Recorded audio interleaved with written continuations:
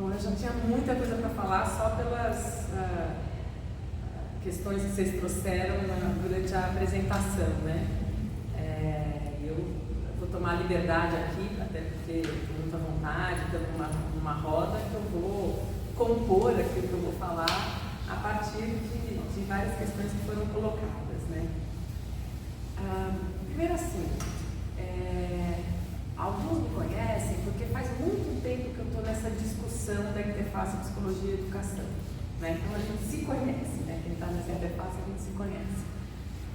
E eu estou nessa interface, eu fiquei 24 anos como psicóloga no serviço, que é o Serviço de Psicologia Escolar, lá do Instituto de Psicologia da USP, que já era um serviço que ele veio, eu gosto de contar essa história, ele veio com uma provocação da Maria Helena Souza Pato, que era, ela se tornou professora, existia uma disciplina que se chamava Psicologia do Escolar e Problemas da Aprendizagem. Ela vai lá e ela tira a preposição do. E quando ela tira a preposição do, ela quer colocar a psicologia escolar em análise. Porque o que estava em análise no nome era a pessoa escolar. Ela queria pensar que psicologia é essa, né? Então esse serviço ele foi montado com essa direção política, que era de considerarmos que as ações da psicologia estavam envolvidas na construção dos problemas. Então, nesse sentido, a Maria Helena não era uma pessoa que ia para as escolas para fazer trabalho, mas ela era uma pessoa que, a partir da existência do serviço, colocou isso na nossa mão. Como é que vocês vão fazer? Eu não faço a mínima ideia. Mas a questão é que na produção do enfraquecimento, do sofrimento, da violência, da desigualdade, nós estamos participando de uma forma pactuada. Não só uma forma pactuada, tanto é que nós estamos aqui enfrentando isso, pensando nisso. Depois eu me tornei docente e eu mantive, quer dizer, hoje eu sou docente no Serviço de Psicologia Escolar, e que é um serviço que acompanha as histórias que vocês contaram. Éramos 6, depois éramos 5, depois éramos 4, éramos 3, e hoje trabalho eu e a Paula Fonseca, uma pessoa incrível. Então ela está como psicóloga e eu como docente. Então o serviço teve uma redução, porque estamos falando de uma universidade pública, né, que também foi mudando suas estratégias e seu funcionamento. Hoje há uma redução dos profissionais que trabalham com extensão. Então, eu estou colocando isso para vocês verem, assim, na minha trajetória, eu sempre trabalhei muito com as questões do trabalho psi na escola. Eu não sou uma pessoa que vim da discussão sobre a violência. Eu bebi da fonte e estudo pessoas que discutem isso. O que aconteceu que eu acho que me chamaram aqui? Aconteceu que quando ocorreram os ataques às escolas, né, os últimos ataques às escolas, teve uma cena e uma situação que me obrigou a tomar uma posição. E eu tomei uma posição num texto que eu e a Paula escrevemos, que chama Violência às Escolas, Reflexões. Na verdade é um manifesto, um texto manifesto, são 4 páginas e que a gente colocou no site do IP. Que cena foi essa disparadora? Era estar numa das escolas que tinha vivido uma situação de violência, e ao conversar com uma profissional da escola, essa profissional fala: eu sou responsável pelas mortes, eu sou responsável pela violência que aconteceu aqui, porque era um menino cuja família e menino queriam vaga na escola, e eu assinei essa vaga.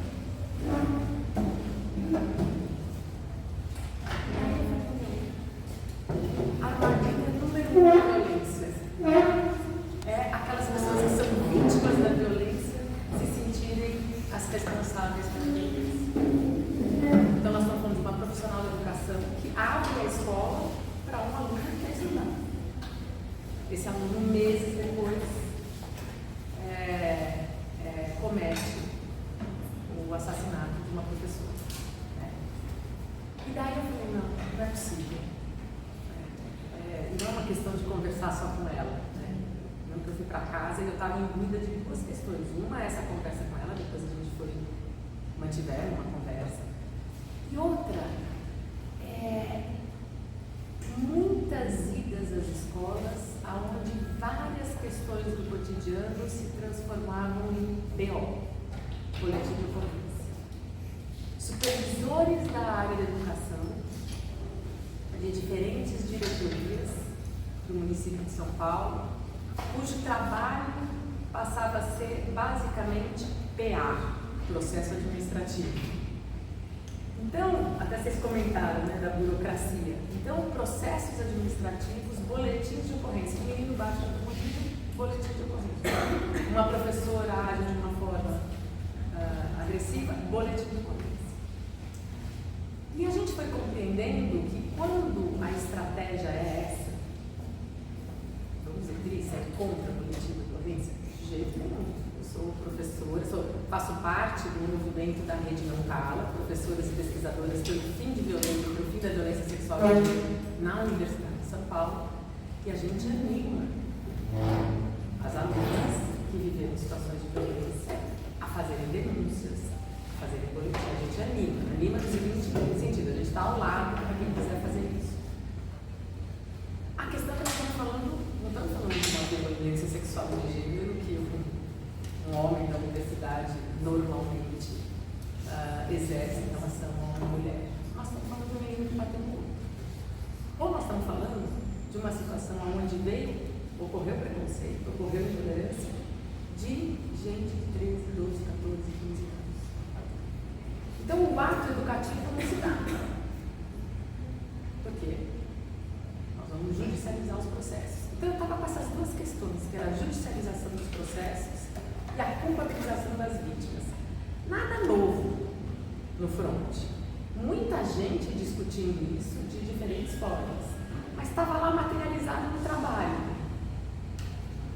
Então isso me fez discutir quando vieram os ataques, que era pegando carona também num relatório, que eu não sei se vocês entraram em contato, mas que é um relatório do Daniel Cara, que é um professor lá da Faculdade de Educação da USP, um relatório sobre esses processos de produção da violência articulados com uma certa captura que o mundo da internet, sei lá, tipo, não sei o que, faz. Né? Então, pessoas que estão vivendo isolamento, que estão em situações tensas e ruins, e se conectam com o mundo que fala, vem pra cá. E ele contando coisas que chamavam muita atenção. Vem pra cá e olha, você pode ser uma pessoa importante entre nós. Ó, se você vai morrer, leva alguém com você.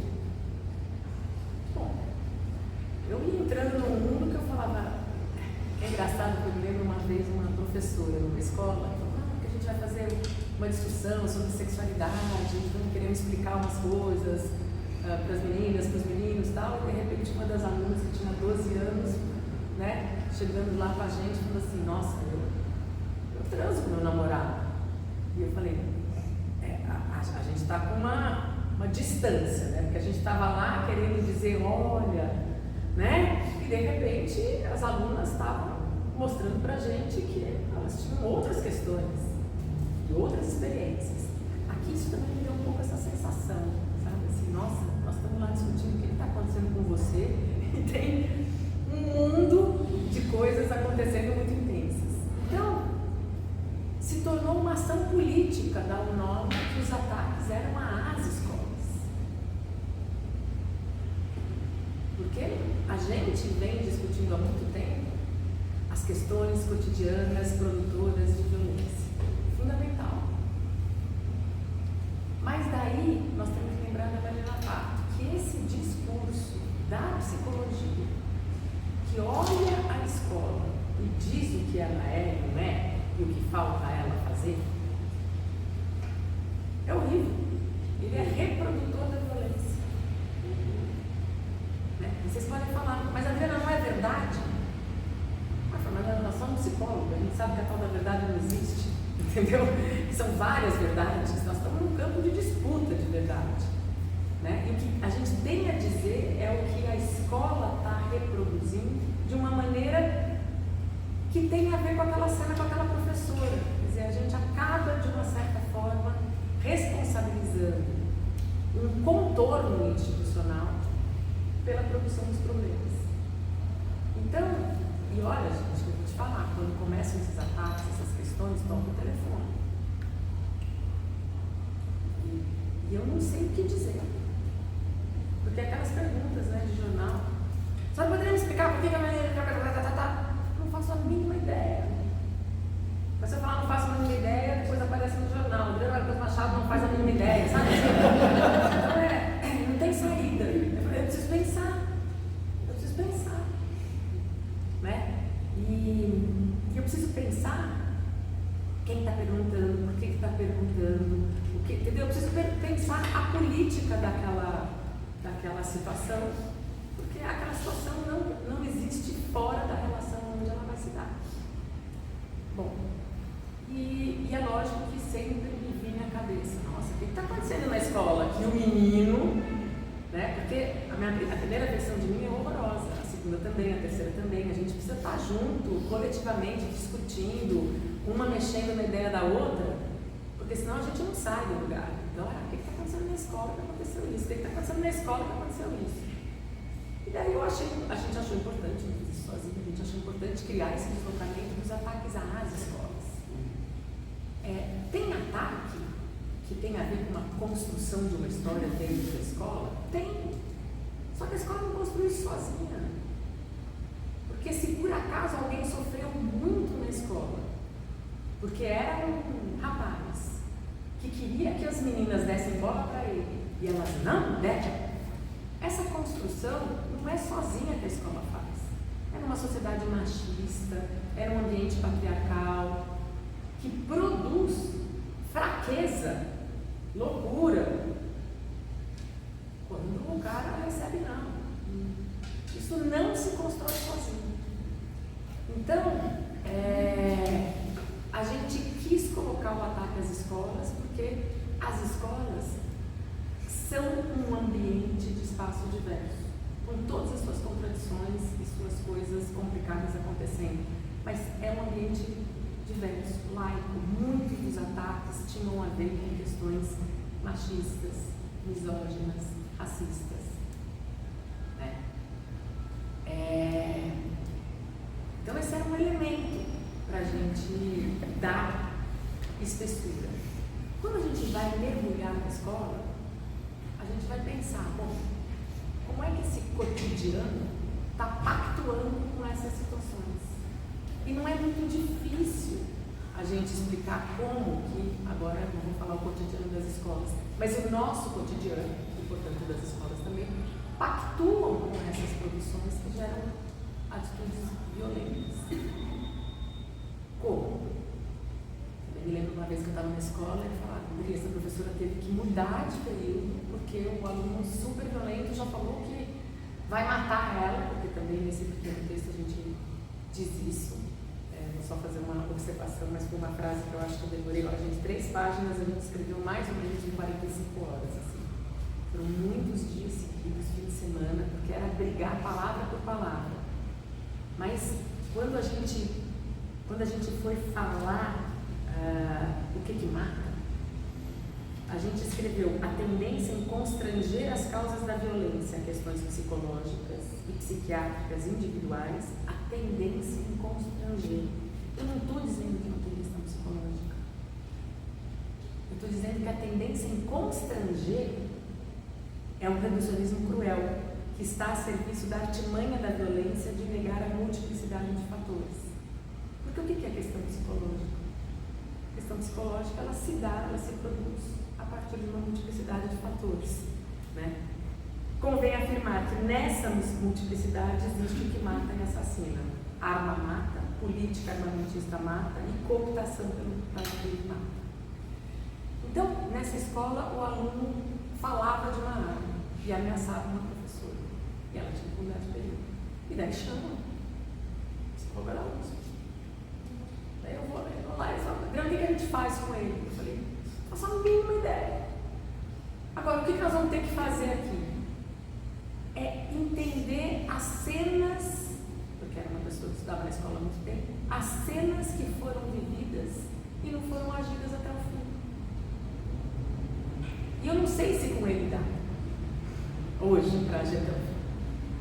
Mas o que está acontecendo no cotidiano que a gente tem que ir até o fim?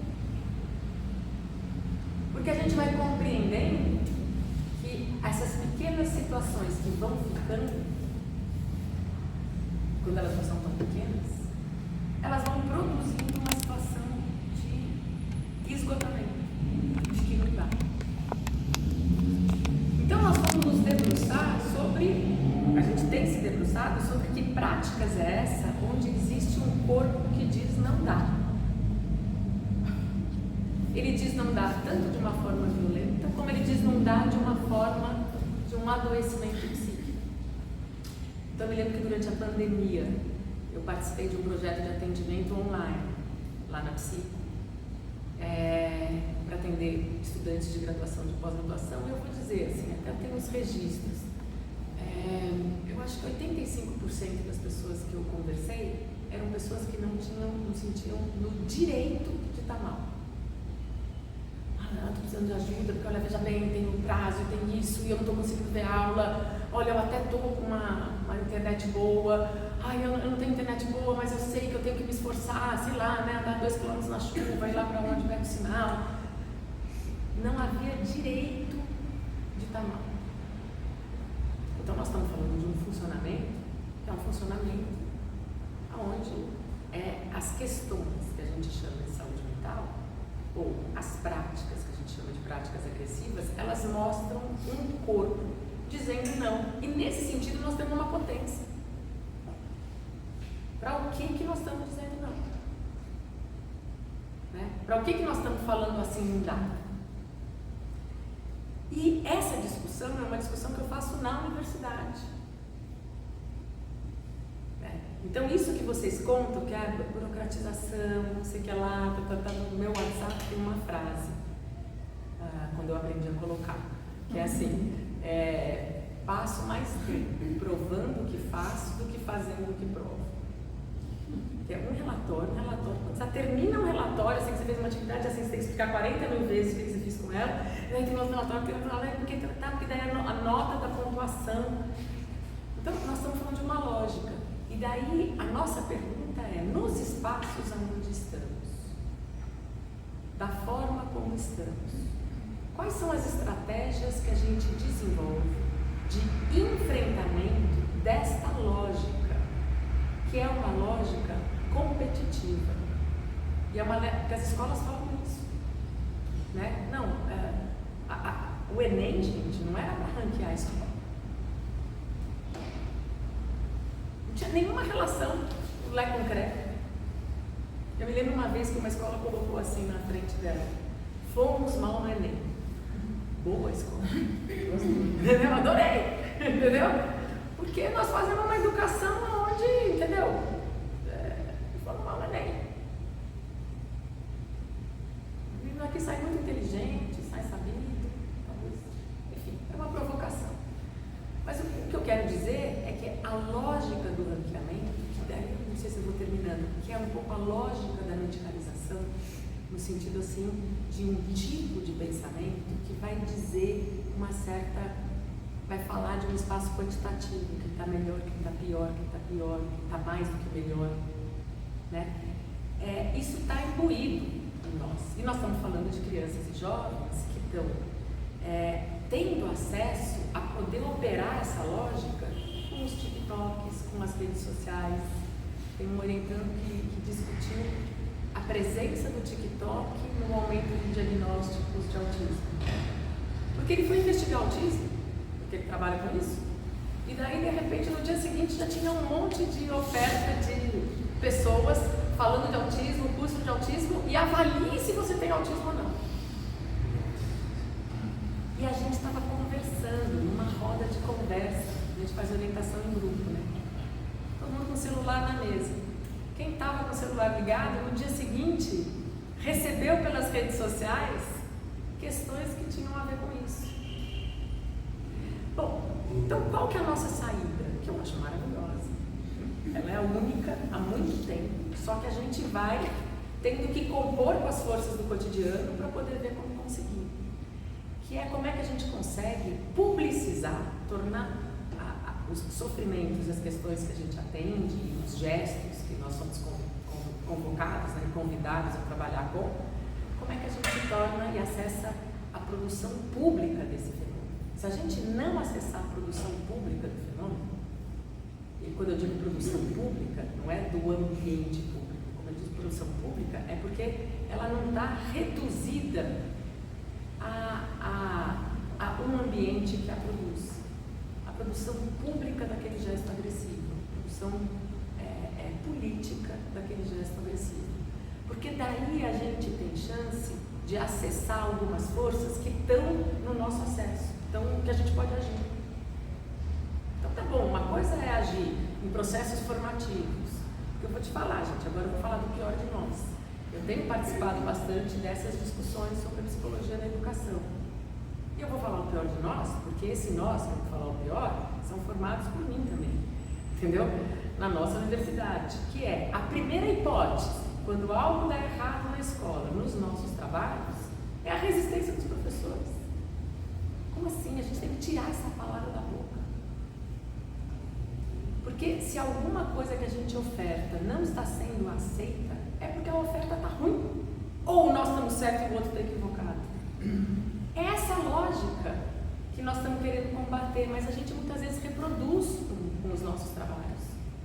E a gente reproduz muitas vezes na escrita.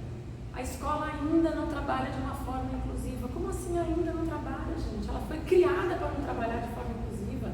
Trabalhar de forma inclusiva é estratégia de resistência, de insistência, né? A resistência no sentido da insistência, né? Resistência. Resistência, né? De enfrentamento, né? E quando a gente fala ainda não trabalha, a gente constrói que aquela escola é aquela que não trabalha. Não existe escola que não tenha contradições em relação a isso. E a gente está colocando a escola não trabalha. Então, eu não sei se a viagem é muito, se eu saltei demais, mas o que eu estou querendo dizer, talvez que eu possa mais contribuir, é que tem uma lógica na produção da violência. Uma das artimanhas, que é um processo onde os problemas são tratados como causados por quem os sofre. E a gente tem que pensar na nossa relação da psicologia com isso. Né? Então, é lógico que a depender, quando um dos orientantes, o Derek, enlouqueceu. Então, ele fez um trabalho ótimo, que é que ele resolveu se meter naquela, como é que é o nome? Da plataforma, uma plataforma que foi criada. Ele sabe, parece aqueles desenhos japoneses que você vai lá, você vive a luta, a força, tal, depois você sai com outro corpo. Daí ele se meteu 2 meses trabalhando nessa plataforma.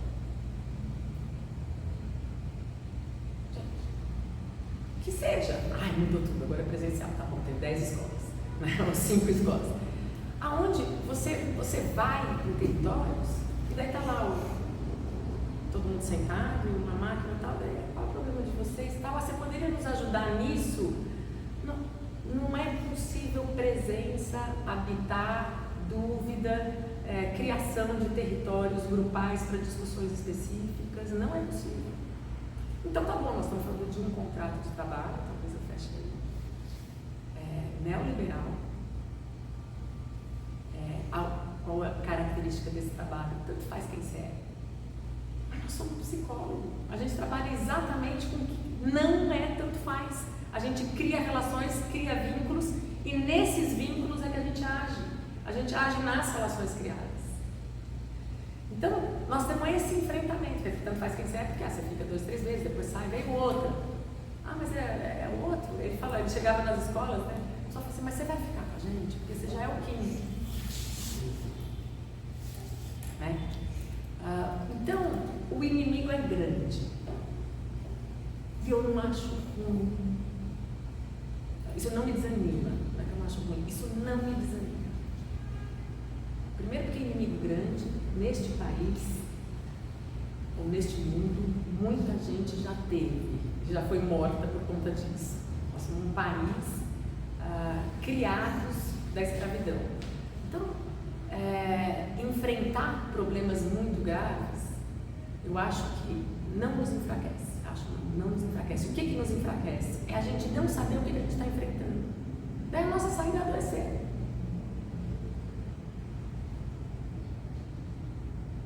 Porque saber o que a gente está enfrentando, criar coletivos que enfrentem, poder colocar. Uma cena linda de uma vez, uma profissional de saúde que chegou para uma menina e falou, tinha sido estuprada numa unidade básica e falou: eu tive que te atender agora. Você não podia ficar esperando 10 minutos. E eu não posso. Eu já tinha feito 24 horas, ela tinha saído. Mas vai vir uma pessoa daqui a pouco. A menina fez assim. Entendeu? Não foi alguém que chegou para ela e falou assim: ó, tem que esperar, tá? Foi alguém que chegou para ela e falou assim: eu vou fazer uma coisa que eu não devia fazer. Eu tinha que te atender, mas não posso. Você tinha que ser atendida. Então, vocês entendem a diferença de um gesto e de outro? E vamos dizer que em ambos a situação está caótica, entendeu? Agora, é aí onde a gente age, na promoção da violência. É porque é violência.